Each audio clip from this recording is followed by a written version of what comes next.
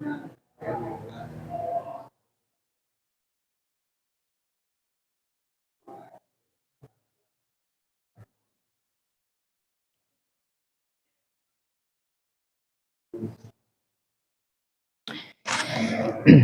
tes. A'udzu billahi minasyaitonir rajim. Bismillahirrahmanirrahim. Assalamualaikum warahmatullahi wabarakatuh. Alhamdulillah. Alhamdulillahirabbil alamin. Wa bihi nasta'inu ala umurid dunya waddin.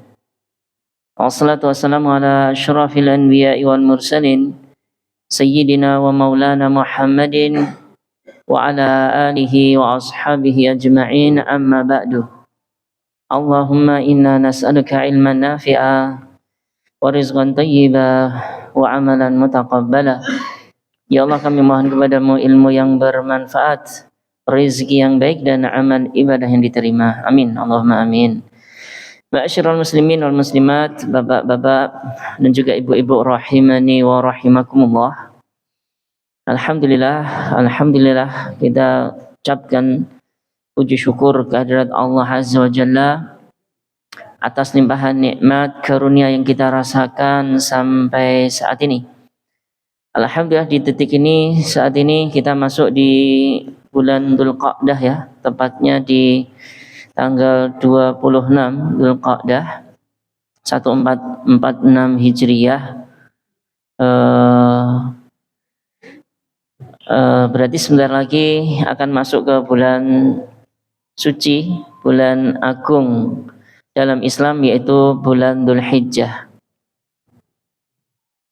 Ada beberapa poin penting Bapak Ibu sekalian rahimani wa rahmatullah, kaitannya dengan masuknya kita nanti di bulan Dzulhijjah ya. Jadi sebagai persiapan juga buat saya pribadi dan juga jamaah sekalian, ada beberapa hal yang perlu kita ketahui tentang bulan Dzulhijjah beberapa waktu yang akan datang. Bapak Ibu rahimani wa rahmatullah, mungkin materi kita yang biasa kita kaji ya, tentang haji, akan masuk ke bab larangan-larangan ketika ihram dan juga dendanya dan juga sembelihan ketika haji. Mungkin ini akan kita singgung setelah kita sedikit sampaikan tentang bulan Dzulhijjah, Bapak Ibu sekalian rahimani wa rahmatullah. Bapak Ibu rahimani wa rahmatullah, bulan Dzulhijjah yang sebentar lagi akan kita masuki, dia adalah satu bulan yang paling utama di antara bulan-bulan Allah dalam satu tahun ini. Dia termasuk salah satu dari bulan haram, bulan yang mulia, bulan yang mana amal soleh dikerjakan bertepatan dengan waktu-waktu tersebut, maka akan dilipat gandakan pahalanya. Terkhusus tentang bulan Dzulhijjah ini, ada sebuah hadis dari Nabi SAW yang diriwayatkan oleh Imam Bukhari. Hadisnya sahih ya. Rasulullah bersabda, "Ma min ayyamin al-amalu salihu fihinna ahabbu ila Allah min hadhil ayyamil 'ashr." Tidak ada hari yang amal saleh lebih dicintai oleh Allah daripada hari-hari yang 10 ini. Maksudnya adalah 10 awal bulan Dzulhijjah. Qalu, para sahabat bertanya, "Walal jihadu fi sabilillah?" Apakah lebih baik daripada jihad fi sabilillah ya Rasul? Jadi amal soleh di bulan Dzulhijjah ini, apakah lebih baik daripada jihad fi sabilillah? Yang notabene ini termasuk amalan agung ya, seorang bisa berjihad, berperang di jalan Allah. Tapi Nabi mengatakan qala walal jihadu fi sabilillah. Iya, lebih baik daripada jihad fi sabilillah. Illa, kecuali rajulun kharaja bi nafsihi wa malihi wa lam yarji' min dzalika bi syai'. Kecuali seorang yang keluar berjihad dengan harta dan jiwanya, kemudian dia tidak pernah kembali lagi, alias mati syahid. Nah, itu baru bisa mengungguli keutamaan amal soleh di 10 hari di awal bulan Dzulhijjah ini. Dari hadis ini Bapak Ibu sekalian, Imam Ibnu Rajab Al-Hambali rahimallahu taala mengatakan, wa idza kana ahabbu ilallah fahuwa afdalu indahu. Apabila sesuatu itu lebih dicintai Allah, maka sesuatu itu lebih afdal di sisinya. Jadi amal soleh di 10 awal bulan Dzulhijjah nanti Bapak Ibu sekalian termasuk waktu-waktu yang utama. Ini kita rasakan Bapak Ibu sekalian dalam peredaran masa kehidupan kita selama ini 1 tahun ini. Ada di sana waktu-waktu kita itu ibadahnya biasa. Ibadahnya biasa. Karena waktu itu ya nggak ada keutamaan khusus. Tapi nanti di beberapa waktu kemudian ada satu waktu itu kita lebih semangat. Contoh yang kemarin baru terlewat itu di bulan Ramadan, Masya Allah kita itu semangat banget. Setelah itu sudah Syawal biasa lagi, kemudian Dzulqa'dah tambah biasa lagi. Lah ini kesempatan Bapak Ibu sekalian, nggak ada masalah. Yang penting tetap dijaga. Kemudian kok ada iming-iming pahala yang utama, wah kita nanti semangat lagi. Emang begitu Bapak Ibu sekalian. Kalau full terus ini nanti ada beberapa yang nggak kuat. Datar terus nanti bosan, ibadahnya yang kayak gitu aja. Tapi ada satu waktu biasa, satu waktu semangat, nanti biasa lagi, nanti semangat lagi. Ya biar nggak bosan.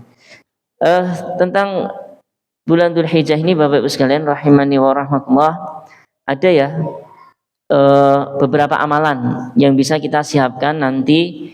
Apa saja sih yang kita lakukan mulai masuk Dzulhijjah nanti? Maka ada beberapa pilihan Bapak Ibu sekalian. Silahkan nanti ya, yang bisa dikerjakan semampunya. Yang nggak bisa mungkin gara-gara belum mampu nggak ada masalah. Yang penting niatnya baik. Yang pertama amalan yang bisa dilakukan nanti mulai awal Dzulhijjah sampai tanggal 10-nya. Yang pertama adalah zikir Bapak Ibu sekalian. Zikir.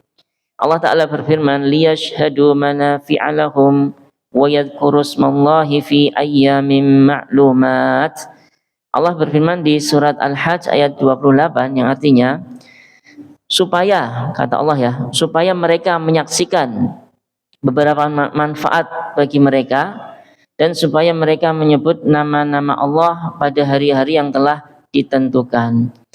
Tentang ayat ini Ibnu Abbas radhiyallahu anhuma berkata, hari-hari yang telah ditentukan di ayat ini supaya seorang banyak berzikir menyebut nama Allah, ini adalah 10 hari pertama bulan Dzulhijjah. Jadi daripada di hari-hari yang lain kita berzikir biasa, biasanya zikir kita pada sholat ada yang berapa Pak? 33 ya? Ada yang 33. Ada yang tahu bilangan lain selain 33? Nanti digenapkan 1 la ilaha illallah itu. Maka di sana ada model zikir yang lebih pendek ya. Dengan riwayat-riwayat yang insya Allah sahih. Ada yang 10. Nah, jadi cuma 30 saja. 10 tasbih, 10 tahmid, 10 takbir. Ada yang kayak gitu. Kemudian ada yang 25 sampai 4 itu. Satunya la ilaha illallah. Jadi total 100 juga. Itu. Nanti kalau Bapak Ibu menambahi zikir selain itu mungkin di zikir pagi ya. Zikir pagi habis subuh sampai menjelang duha itu. Kemudian zikir petang dari mulai ba'da asar sampai menjelang maghrib. Atau pas Bapak Ibu sekalian di perjalanan di sana baca zikir-zikir juga. Intinya di awal bulan Dzulhijjah nanti perbanyak zikir. Model zikir apa saja yang bisa dibaca? Maka banyak pilihannya takbir, Allahu Akbar, tahlil, la ilaha illallah, tahmid, alhamdulillah. Rasulullah bersabda, fa'aksiru fihinna minat tahlil wa takbir wa tahmid. Maka perbanyaklah di hari-hari tersebut dengan tahlil, takbir dan juga tahmid. Dan ini bukan hanya di masjid atau di rumah, namun berzikir ini bisa dilakukan di mana saja, kapan saja. Bahkan para sahabat radhiyallahu anhum sengaja melakukannya di tempat-tempat keramaian seperti pasar. Nah, jadi mereka bertakbir ketika awal Dzulhijjah itu dengan takbir yang mutlak ya, kapanpun mau dilakukan bisa. Nanti ada di ketika tanggal 9 Arafah pagi itu nanti ada takbir yang ba'da sholat, itu beda lagi, itu takbir yang muqayyad. Ada takbir yang mutlak bebas kapanpun dilakukan sejak tanggal 1 sampai tanggal 13 Dzulhijjah. Kemudian ada takbir yang muqayyad ba'da sholat, bareng sama imam biasanya. Itu para sahabat dahulu. Imam Bukhari meriwayatkan, wa kana Ibnu Umar wa Abu Hurairah yakhrujani ila suq fi ayyamil ashar fa yukabbirani wa yukabbiru nasu bi takbirihima. Ibnu Umar dan Abu Hurairah senantiasa keluar ke pasar pada 10 hari pertama Dzulhijjah. Mereka bertakbir, kemudian orang-orang pun di pasar itu bertakbir karena mendengar takbir dari mereka berdua. Jadi teringatkan. Ini kalau dilakukan di pasar kita gimana, Pak? Bu? Nanti ya dicoba ya.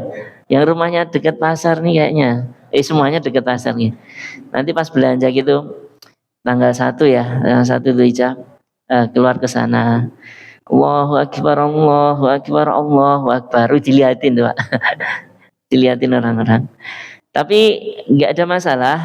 Insya Allah itu pernah dilakukan para sahabat dahulu dengan niat baik mencontoh mereka, meskipun orang-orang belum tahu ya, nanti mungkin pada penasaran ya, ini apa sih? Nah, mungkin tanya-tanya, oh ada toh sunnah bertakbir. Nah, nanti mereka mungkin akan ikut setelah tahu. Mungkin awalnya dirasa aneh. Kemudian yang kedua Bapak sekalian yang bisa dilakukan nanti adalah puasa. Tidak diragukan lagi bahwasanya puasa ini termasuk amal soleh yang disukai oleh Allah Azza wa Jalla. Di samping anjuran puasa tanggal 9 namanya puasa Arafah ya, itu disunahkan juga diperbanyak puasa sebelum-sebelumnya juga. Jadi sejak tanggal 1 sampai tanggal 8 ini berdasarkan keumuman nas-nas dari Nabi tentang keutamaan bulan Dzulhijjah, maka dianjurkan puasa juga sejak tanggal 1, 2, 3, 4, 5, 6, 7, 8. Kalau yang ditekankan lagi muakkad itu di tanggal 9-nya, yaitu puasa Arafah. Ini secara umum seperti itu. Kemudian yang ketiga, ini target ya. Kemarin Ramadan kita juga mentarget, alhamdulillah ada yang kesampaian, ada yang enggak, yaitu membaca atau mengkhatamkan Al-Quran sejak tanggal 1 sampai tanggal 10 Dzulhijjah nanti. Monggo ditarget untuk bisa khatam Quran di hari-hari ini. Kalau 10 hari ada 30 juz dibagi 10 hari, maka satu hari berapa juz, Pak? Nah, 3. Dipecah-pecah nanti. Dipecah-pecah pada subuh setengah juz. Kemudian nanti duha menjelang duhur mungkin sudah persiapan di sini baca lagi. Intinya kalau 3 juz sekali duduk memberatkan, maka bisa dipecah-pecah sesuai kemampuan. Insya Allah Bapak Ibu sekalian, kalau sudah ditarget kemudian ada niat sungguh-sungguh untuk mengkhatamkan, akan dipermudah oleh Allah Azza wa Jalla. Kemudian yang berikutnya yang bisa dilakukan adalah sedekah. Di antara keutamaan hadis yang menunjukkan keutamaan bersedekah ini adalah cita-cita seorang yang sudah melihat ajalnya di depan mata. Dia minta ditangguhkan, jangan mati dulu, ditangguhkan sebentar saja. Emang mau apa? Ajalnya ditangguhkan untuk bersedekah. Ini terdapat ayat yang mengisahkan hal ini di surat Al-Munafiqun. Allah Ta'ala berfirman, wa anfiqu mimma razaqnakum min qabli ayyatiya ahadakumul maut fayaqula rabbi laula akhartani ila ajalin qarib fa asaddaqa wa akum minas salihin. Allah berfirman yang artinya, dan belanjakanlah sebagian dari apa yang telah kami berikan kepadamu sebelum datang kematian kepada salah seorang di antara kalian, lalu ia mengatakan, Rabbi, Tuhanku, laula akhartani, mengapa engkau tidak menangguhkanku sampai waktu yang dekat sehingga aku bisa bersedekah. Nah, itu Pak. Cita-cita orang yang sudah melihat ajalnya dekat minta diundur. Untuk apa? Supaya bisa sedekah. Ini mumpung kita masih ada kesempatan nih Bapak sekalian. Enggak mesti banyak, yang penting rutin saja. Enggak mesti banyak, yang penting rutin saja. Kalau ini dilakukan secara rutin, bisa menjadi yang dahulu mungkin sempat kita singgung itu, amalan yang kalau dilakukan rutin, kemudian nanti terputus suatu waktu gara-gara sakit atau safar, maka tetap terhitung pahalanya terus. Meskipun tidak beramal, gara-gara ada uzur, sakit atau safar tadi. Ini Bapak Ibu sekalian. Kemudian yang berikutnya ibadah yang bisa kita lakukan yaitu ibadah kurban. Nah, menyembelih 1 ekor kambing atau 1/7 sapi. Allah Ta'ala berfirman, "Fasholli li rabbika wanhar." Maka salatlah kamu untuk Tuhanmu dan berkorbanlah. Ini disyariatkan Bapak Ibu sekalian setahun cuman sekali dan dilakukan di bulan Dzulhijjah saja. Bahkan ya ada ancaman. Ini memang khilaf para ulama. Hukum korban ini apakah wajib atau sunnah muakkadah, dengan perselisihan pendapat dengan berbagai macam dalil dari para ulama. Tapi kalau kita lihat ya kesimpulannya, maka untuk amannya bagi yang mampu ya, yang masih ada 2 juta sekian di rekeningnya atau di dompetnya atau di lemarinya, maka untuk amannya biar lepas dari perselisihan ini wajib atau sunnah, mending dikerjakan biar bisa lepas dari perselisihan pendapat para ulama untuk amannya. Karena Rasulullah SAW pernah bersabda, "Man shalla salatana wa nusukana wa nasaka nusukana faqad asaban nusuka wa man nasaka qabla salati fala nusuka lahu." Yang artinya barang siapa yang salat seperti kita salat dan berkorban seperti kita berkorban, maka sungguh dia telah mengerjakan korban dengan benar. Dan barang siapa menyembelih korbannya sebelum salat Idul Adha, maka korbannya tidak sah. Di hadis yang lain Rasulullah mengancam, man lahu sa'ah, barang siapa yang memiliki kelonggaran harta untuk menyembelih kok tidak menyembelih, fala yaqrabanna musallana hadza au kama qala, maka jangan dekat-dekat tempat sholat kami ini. Nah, ini sebuah ancaman dari hadis yang ini tadi, para ulama yang mengatakan korban itu wajib gara-gara Nabi mengancam seperti ini. Wallahu ta'ala alam. Ini Bapak Ibu sekalian korban ya di bulan Dzulhijjah nanti. Kemudian yang berikutnya, ini mungkin sedikit orang yang bisa mengerjakannya, yaitu seorang melakukan di tanggal-tanggal tersebut adalah ibadah haji. Ibadah haji. Allah Ta'ala berfirman, Al-hajju ashhurum ma'lumat. Haji itu pada bulan-bulan yang tertentu. Maksudnya adalah ihram untuk haji ini di bulan tertentu ya, Syawal, Dzulhijjah, Dzulqa'dah sama Dzulhijjah. Maka seorang kalau haji di selain bulan ini, maka hajinya enggak sah. Hajinya enggak sah. Masa ada orang haji di bulan Syawal? Dulu sempat kita bahas, iya, seorang bepergian jauh dari kota kelahirannya, kemudian datang ke Mekah, terkadang sampai di sana di bulan Syawal. Maka di sana sudah ada niatan haji, terus di sana terus. Dari Syawal kemudian Dzulqa'dah, baru nanti 8 Dzulhijjah mereka ihram lagi untuk haji. Di sana mereka sambil menunggu itu ya berdagang biasanya, hidup di sana sambil nunggu tanggal 8 Dzulhijjah itu. Tapi kalau tiba di selain bulan ini untuk haji, ya berarti ihramnya nanti nunggu bulan haji ini. Ini Bapak-Ibu sekalian rahimani wa rahmakumullah, kalau untuk ibadah haji ini ya kalau di kita tahu sendiri ya Bapak-Ibu sekalian, nggak bisa langsung daftar sekarang, antriannya juga lumayan lama. Kalau mau antrian lebih cepat maka harus bayar lebih banyak juga dengan pilihan-pilihan haji khusus atau haji furoda Ini mungkin Bapak Ibu sekalian yang bisa kita tambahkan di awal ini ya, tentang keutamaan 10 hari di bulan Dzulhijjah dan beberapa pilihan amal soleh yang bisa kita lakukan nanti sejak tanggal 1 Dzulhijjah masuk. Kemudian kita lanjutkan pembahasan kita di Kitabul Hajj, di kitab Al-Fiqhul Muyassar fi Dhaw'il Kitab wa Sunnah. Kita masuk bab yang ketiga Bapak Ibu sekalian, tentang larangan-larangan ketika ihram. Bapak Ibu rahimani wa rahmatullah, tentang ihram ini kemarin sudah sempat kita singgung, dia rukun haji. Rukun haji maksudnya yang harus dilakukan, nggak boleh lupa, nggak boleh nggak dilakukan. Yang pertama ihram, yang kedua wukuf di Arafah, yang ketiga tawaf haji, yang keempat sa'i.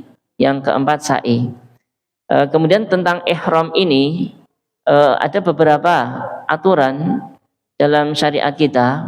Seorang dalam kondisi ihram itu awal nggih, kalau boleh saya gambarkan, seorang haji dari Indonesia kloter pertama, dia akan datang ke Madinah dulu ya. Dia datang ke kota Madinah, jadi nggak ke Mekah. Dari Madinah ini mereka akan berangkat menuju Mekah, karena prosesi haji semuanya di Mekah. Nah, ketika berangkat dari Madinah ini mereka akan ihram di miqatnya penduduk Madinah. Di miqatnya penduduk Madinah itu namanya kalau nggak salah Bir Ali. Bir Ali. Dari sana jamaah haji Indonesia kloter pertama yang datang ke Madinah awal-awal itu, mereka miqatnya di Bir Ali karena berangkat dari Madinah. Jadi dari bandara keberangkatan belum persiapan ihram apa-apa. Ketika dari Bir Ali ini langsung berangkat ke Mekah. Lah, itu mereka ihram, mengucapkan niat untuk umroh dulu. Labbaik Allahumma umratan, sambil pakai baju itu. Kalau gelombang kedua, kloter kedua dan seterusnya yang sudah mendekati Dzulhijjah ini, mereka jemaah haji langsung ke Mekah ya, langsung ke Mekah. Jadi tujuannya enggak ke Madinah, langsung ke Mekah. Maka nanti ihramnya di atas pesawat, biasanya di atas pesawat itu langsung ke Mekah, soalnya tujuannya langsung ke Mekah. Maka di atas pesawat inilah jamaah haji melakukan ihram, yaitu niat. Lah ketika ihram ini untuk umroh sebentar nggih Bapak Ibu sekalian nggih, memakai baju yang putih-putih dua helai itu, satu untuk sarung, satu untuk selendang itu bagi laki-laki. Itu kalau untuk umroh itu cuma sebentar saja dipakai, karena umroh datang ke Mekah, tawaf, sa'i, selesai. Setelah itu pakai baju biasa. Nanti untuk haji baru dipakai lagi di tanggal 8 Dzulhijjahnya itu. Nah ini agak lama ini, dipakai tanggal 8, tanggal 9, tanggal 10. Nah, ada beberapa hari memakai baju ihram seperti itu. 11, 12, 13 itu sudah pakai baju biasa. Lah ketika dalam kondisi ihram ini Bapak Ibu sekalian, baik laki-laki atau perempuan, ada beberapa hal yang dilarang untuk dilakukan. Satu poinnya nanti ada, kalau nekat dilakukan hajinya bisa rusak, wajib diqadha tahun berikutnya, nyembelih onta plus wajib tobat. Ada sampai pelanggarannya berat, bisa sampai seperti itu tebusannya. Ada yang cuman ditembel dengan menyembelih saja, ada yang enggak ada masalah. Nah, jadi nanti perlu dirinci ya Bapak Ibu sekalian, pelanggaran apa saja yang patut kita waspadai ketika ihram ini. Maka yang pertama, Di sini ditulis labsul makhid, yaitu memakai pakaian yang berjahit. Apa itu pakaian yang berjahit? Yaitu al-mufassalu ala qadril badan awil udwi minas sarawil wasyab wa ghairihima. Itu pakaian yang dipotong ngepasi tubuh ini atau anggota tubuh, contohnya baju dan celana panjang. Itu nggak boleh memakai itu, nggak boleh memakai itu. Ini khusus bagi lelaki. Larangan ini Bapak-Ibu sekalian khusus bagi lelaki. Saya ulangi, tidak boleh seorang yang sedang ihram untuk memakai pakaian yang ada jahitannya, yaitu yang ngepas anggota badan seperti baju atau celana panjang. Ya makainya seperti yang kemarin kita, yaitu 2 helai saja, putih-putih itu, satu untuk bagian bawah sarungnya di tali gitu ya. Kemudian satu selendang untuk menutup kedua bahunya itu, untuk menutup kedua bahunya. Adapun untuk perempuan maka larangan ini nggak berlaku, alias perempuan boleh memakai pakaian jenis apapun kecuali niqab, yaitu cadar, dan juga qafazaini, sarung tangan. Cadar dan sarung tangan tidak boleh dipakai perempuan ketika ihram. Nanti ada penjelasan lebih lanjut tentang hal ini yang pertama. Yang kedua, larangan ihram Bapak Ibu sekalian isti'malut tib fi badanihi aw thiyabihi, memakai parfum di badannya dan juga di kain ihramnya, di pakaian ihramnya. Enggak boleh. Ini termasuk larangan. Jadi nanti yang agak lama tadi 3 hari haji itu boleh nggak ganti baju ihram? Ketika misalkan hari pertama keringetan dan bau, maka jawabannya boleh Bapak sekalian. Jadi di sana nanti siap-siap pakai baju ganti ya. Kalau misalkan kotor atau apa, untuk mengganti pakaian ihram itu. Tapi kalau sudah terlanjur bau, pengen wangi, kemudian ditetesi minyak wangi, lah itu nggak boleh. Itu nggak boleh. Memakai parfum di pakaiannya atau di badannya, semprot-semprot minyak wangi itu, atau deodoran, itu juga nggak boleh. Tapi mandi boleh. Mandi boleh. Untuk menghilangkan bau badannya, keringatnya nggak apa-apa. Mandi nggak apa-apa. Tapi sabunnya jangan yang mengandung minyak wangi. Sabunnya tidak boleh mengandung minyak wangi. Ada sabun khusus kalau nggak salah yang dipakai oleh jemaah haji itu nggak ada wanginya, hanya sekedar seger aja. Hanya sekedar seger aja. Begitu juga parfum ini nggak boleh sengaja dicium. Jadi bawa parfum, wah kok baunya nggak enak ya, nyium parfum dia, nyium parfum gini nggak boleh juga. Nggak boleh mencium bau parfum. Ini termasuk larangannya. Bolehnya adalah wa yajuzu lahu syammama lahu raihatun thayyibah min nabatil ardi. Bolehnya mencium sesuatu dari tanaman-tanaman yang wangi, ya itu boleh. Mungkin ada sana bunga-bunga, kemudian didekati bau bunga asli gitu ya. Bukan bunga plastik disemprot gitu ya. Itu juga nggak boleh. Bunga plastik disemprot parfum itu nggak boleh. Bunga asli yang memiliki parfum, yang memiliki bau wangi, maka itu boleh dicium. Kemudian yang ketiga, tidak boleh juga ketika ihram Bapak Ibu sekalian izalatu sya'ri wa dhufri, memotong rambut dan juga kuku. Memotong rambut kepala, maaf rambut ketiak atau rambut-rambut yang lain, kuku tangan, kuku kaki, dipotong, nggak boleh. Nanti ada penjelasannya, kalau nekat akan membayar tebusan, baik laki-laki atau perempuan. Kalau pas mandi misalkan handuan, pas mandi handuan, kemudian rontok beberapa rambutnya, maka ini nggak masalah. Karena jatuh rambut ini dari kepala ya tidak disengaja, bukan gara-gara dipotong, tapi gara-gara tadi habis mandi kemudian anduan. Kemudian ada keterangan tambahan, kalau misalkan kukunya panjang, lupa dipotong sebelumnya, kok tiba-tiba patah, mungkin keinjek atau kesandung, kuku kakinya patah, maka boleh untuk dihilangkan. Karena nanti ganggu itu, akan tersakiti, ganggu, maka dalam kondisi itu boleh dihilangkan. Karena menghilangkan madharat ya, menghilangkan madharat karena terlanjur sudah patah. Kemudian yang keempat, Bapak Ibu sekalian, khusus bagi bapak-bapak, kondisi di sana panas, maka tidak boleh mengenakan penutup kepala yang nempel langsung di kepala, seperti peci, sorban ataupun topi. Nggak boleh, nggak boleh. Bolehnya gimana? Melindungi panas ini, maka bolehnya itu dengan payung, Mbak, dengan payung yang tidak langsung nempel di kepala ya. Jadi dia dipegang gini, payungnya melindungi dia dari panas, atau berteduh di atas tenda kemah gitu. Sudah dibangunkan kemah, biasanya padang Arafah yang perlu perlindungan itu ya.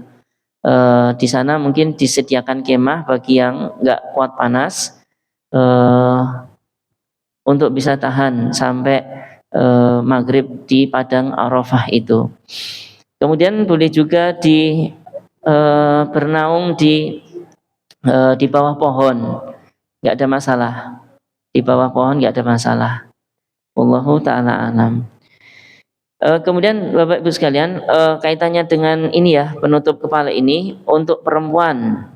Maka di sini ditambah keterangan tadi sempat disinggung, wal mar'atu mamnu'atun min taghyati wajhiha bima amila ala qadrihi kan niqab. Maka perempuan dalam kondisi ihram ini, ibu-ibu sekalian, dilarang untuk menutup wajahnya dengan kain seperti cadar ataupun burku. Burku ini sejenis cadar ya, sama ya. Niqab itu cadarnya terpisah, kalau burku ini langsung satu setel dengan bajunya. Maka ini nggak boleh. Terus nanti gimana melindungi terlihat dari orang asing ketika papasan? Maka ditutup dengan jilbabnya. Jadi kain jilbabnya yang panjang gitu ya, maka ditutupkan ke wajahnya. Misalkan kalau ada papasan dengan rombongan lelaki, maka ditutupi wajahnya dengan ujung jilbabnya, atau jilbabnya kendorin dikit kemudian diturunkan gini. Allah alam, intinya ditutupkan boleh, tapi nggak boleh pakai cadar atau masker, nggak boleh. Kemudian tidak boleh juga tadi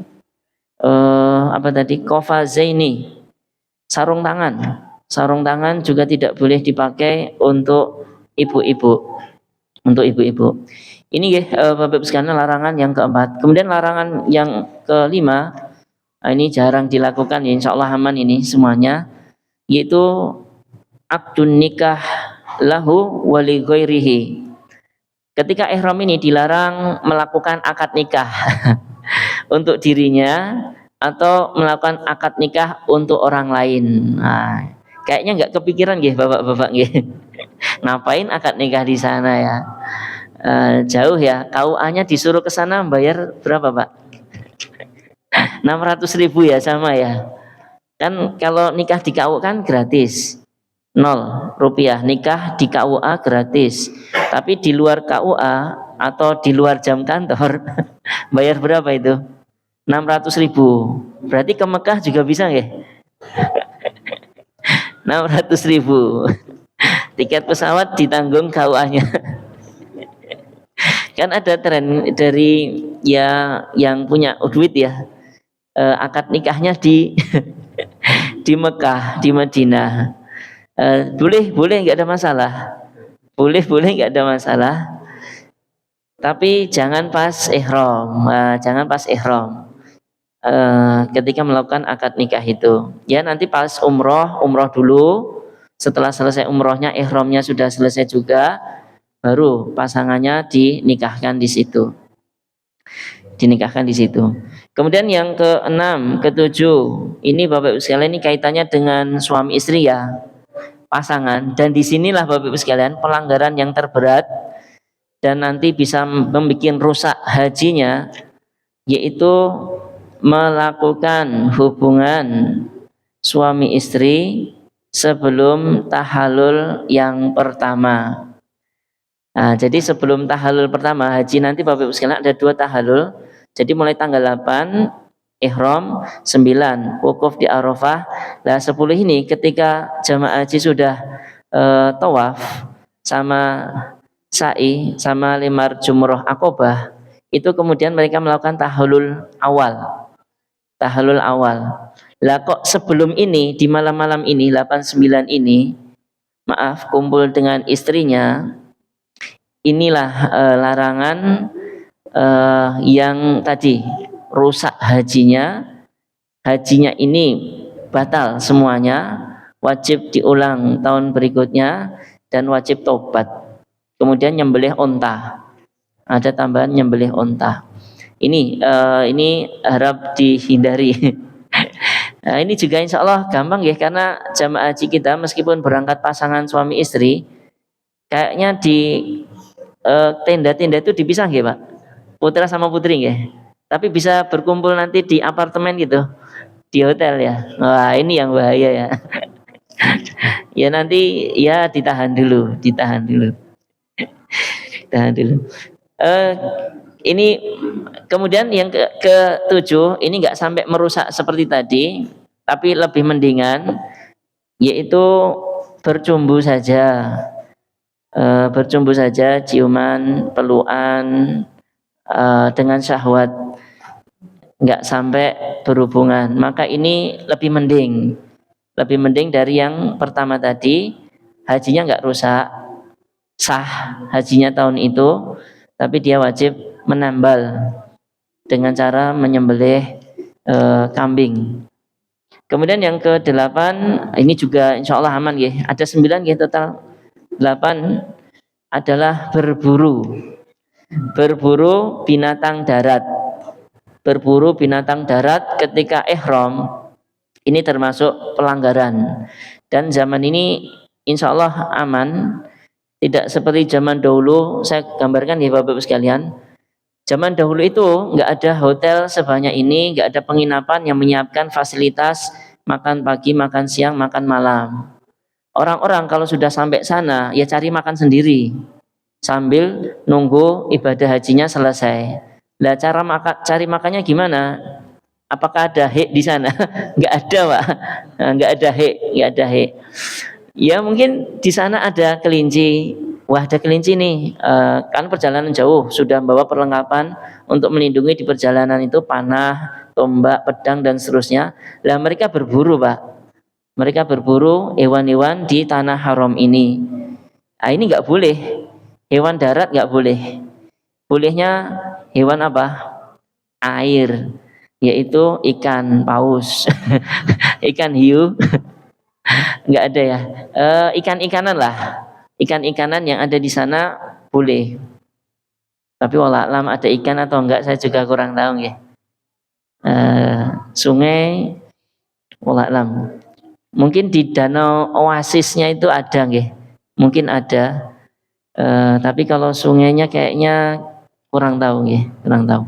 Ini Bapak Ibu sekalian rahimani wa rahmatullah, larangan yang ke-8, berburu hewan darat atau minta untuk diburukan. Mas tolong carikan saya kelinci itu. Wah, itu nggak boleh juga. Atau memberi isyarat sana ada kelinci, ya itu juga nggak boleh. Ini juga termasuk pelanggaran. Kemudian yang ke-9 ini bagi yang ihram atau enggak ihram ketika di tanah haram Mekah dan Madinah tidak boleh melakukan hal ke-9 ini, yaitu qat'u syajaril haram au nabatihi ar-rutabi ghairil mu'di. Tidak boleh memotong, merusak pohon atau tanaman rumput di tanah haram. Mungkin terkadang iseng ya, lagi jalan-jalan ada rumput dicabuti. Ini nggak boleh. Ini nggak boleh dilakukan di tanah haram, kecuali tanaman yang mengganggu Mungkin jamaah lewat situ ada dahan pohon yang nyocok-nyocok itu, maka ini dipotong, dihilangkan, nggak ada masalah.